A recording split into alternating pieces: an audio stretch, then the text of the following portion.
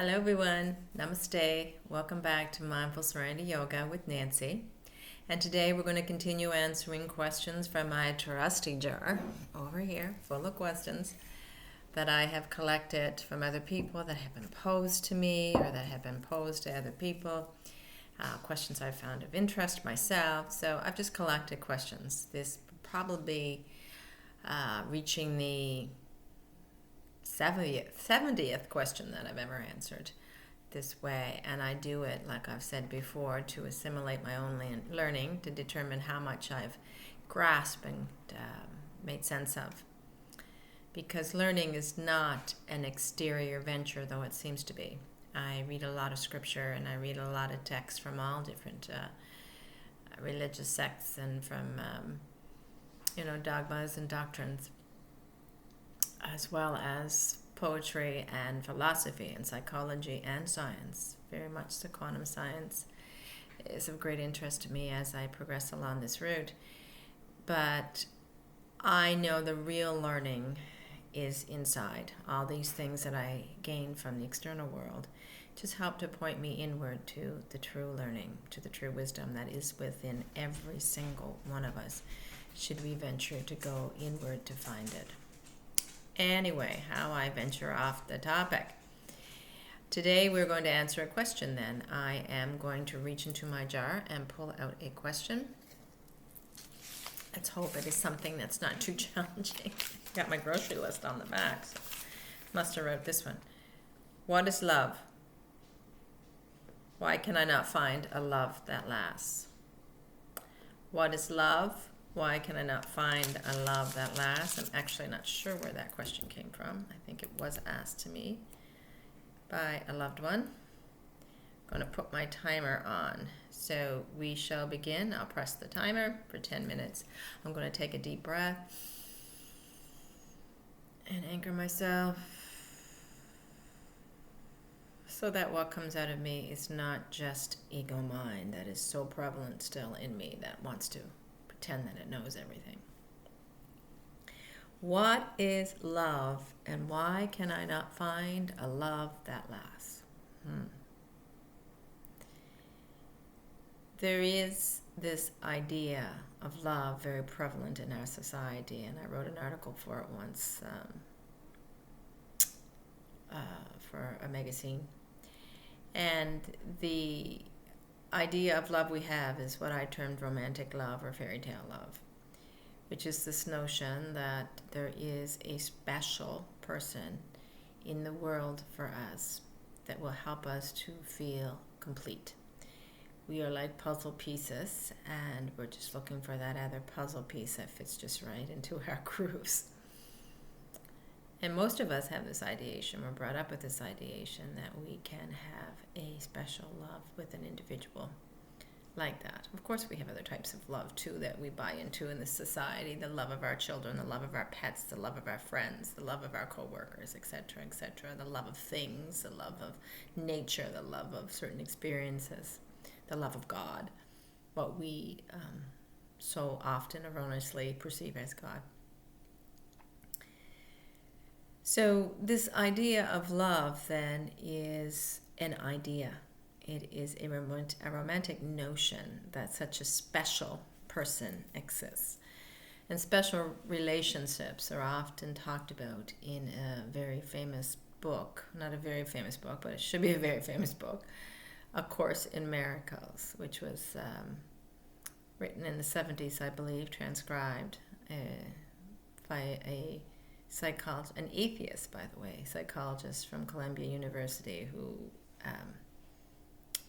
was woke up into these dreams where she had to come up and transcribe everything, and she created this text about life and what we might call spirituality, but mostly about how we can proceed through life. Anyway, this text, they talk a lot about the special relationships and what that idea, special relationship, does for us when we select one individual to be our special person at the exclusion of everything else. We're just getting lost more into this idea we've developed of self, of little me, the separate little me that is different from anybody else, and I need somebody on the outside to help to validate who I am and to keep me feeling good inside. So that type of love then that comes with a special relationship is a notion, a mental creation in our minds. It isn't real. It really isn't. Now, love is real. Love is something that is inside each and every one of us. It is something we are born with. It is our natural energy, is love. So when we have this love within us, often what happens is we build the psyche over it. We build this idea of me over it, and the psyche, according to Skinner, is just an accumulation of all our learned experiences. So our past, basically, what we've come to believe is true through our past, what's good, what's bad, what hurts, what doesn't hurt, what's pleasant, what's not pleasant, We store all that inside us in mental impressions that the yogis would call samskaras. And this storage, this blockage of things, usually what happens is something comes up in our life that's painful. We don't want to experience it again, so we start pushing away. And when we push away or resist life, what we're actually doing is pushing down painful experiences. So they add on to this big knot of samskaras that we have within us that block us from experiencing what true love is. So true love then is a natural flow of energy that is within every one of us when we come here. We just don't often tap into it, the natural inner flow, because of these blockages. These blockages make us feel lack of okayness inside. So we have a tendency as human beings to seek to be okay, so we will seek outward into the external world for things that will make us feel okay, things that we can pull into our experience. Pleasant things, like other individuals that we feel are good for us. So we are always pulling in these individuals with this expectation and this notion that they will help to make us feel good inside, and they will keep us feeling good inside. And as long as they keep us feeling good inside, then they are our love interests. They become our loved one, our beloved. But in our reality, these individuals are just doing the same thing we're doing, looking at us to do the same. And like all things in life, all forms in life, things will come into our lives, things will leave our lives, things will arise, and things will dissolve. There is nothing lasting, including this notion of the other individual fulfilling us for the rest of our lives. Before long, in a special relationship, we're going to realize that the other person is triggering our samskaras at certain times, creating angst in us, doing anything but making us feel okay inside. And so we'll ask them to change, we'll ask them to do something that makes us okay inside, and they may revert back to old patterns of behavior where they are able to do that. But it's all a guise, all a mental game we're playing, trying to find love from the outside, trying to find love in other people, dependent on them, expecting them to make us feel good inside. And when they don't, we go from love to fear, and fear in one of its forms, it can even be hate or aversion, pushing the other individual away, pushing these certain characteristics of the individual away because they do not meet our expectations and do not make us feel good inside. So love doesn't last. That type of love doesn't last because it's not meant to. It's not real. What we have to realize that beneath this ideation of love we have, beneath our special relationships, beneath this idea we have of ourselves as these separate little individuals that need to be fulfilled from the outside, is a reality of love.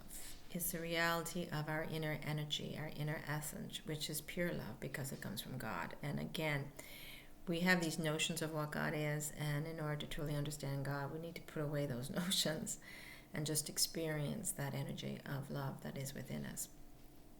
And we can only do that unless we break down those barriers that we've created and break down these special relationships and this need for special relationships. When we are tapping into our true essence of love, we can love anybody. It's not about the person we're worth. It's not about the person we left. It's not about the person we want or don't want. We can love anybody because we love self, not the little self, but the true self. And we are vibrating at that level of energy. We are love. We don't just love, we are love. So we draw people to us and we love in a way that is holistic and equanimous.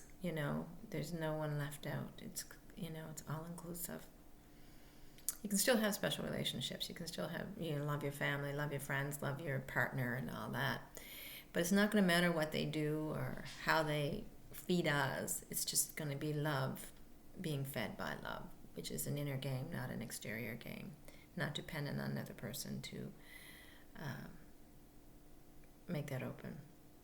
Now, one of the reasons why love doesn't last, according to Michael Singer, is because we have a tendency to close our hearts because of these samskaras. Certain things may trigger these samskaras or this inner pain we have inside. So we may close our hearts to certain things and certain people or certain things people do to avoid more pain, to avoid the triggering of those samskaras. So that can stop us from loving if we keep our hearts closed. So we want it. It's an open heart that loves, an open heart that allows the Shakti of love to flow through.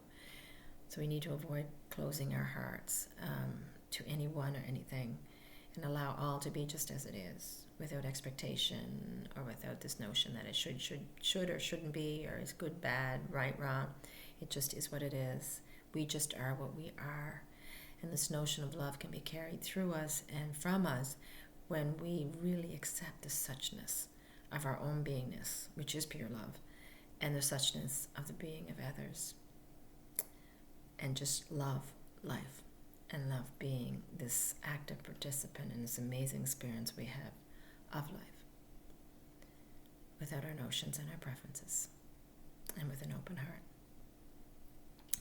Well, that's the way I see it anyway. So I hope that has answered the question. My time is almost up, and I want to thank you once again for joining me. And I hope to see you next time. Take care, and just keep your heart open. Don't let it close. Love. Namaste.